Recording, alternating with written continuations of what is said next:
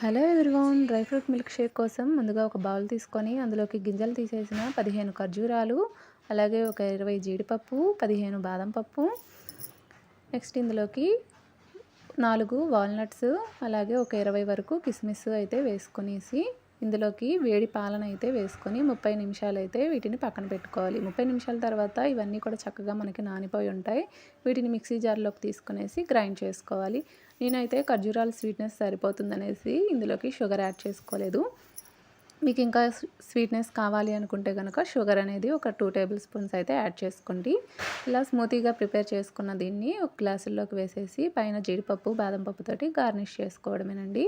చాలా సింపుల్గా మనం ఈ డ్రై ఫ్రూట్ మిల్క్ షేక్ అనేది ప్రిపేర్ చేసుకోవచ్చు. ఇది కనుక పిల్లలకి రెగ్యులర్గా ఇస్తే వాళ్ళకి మంచి ప్రోటీన్ అందుతుంది. అలాగే సన్నగా ఉన్న పిల్లలకి కనుక ఈ డ్రింక్ ఒక 1 మంత్ ఇచ్చామంటే వాళ్ళకి వెయిట్ గెయిన్ అవ్వడానికి హెల్ప్ అవుతుంది. మీకు కనుక వీడియో నచ్చితే లైక్ చేయండి.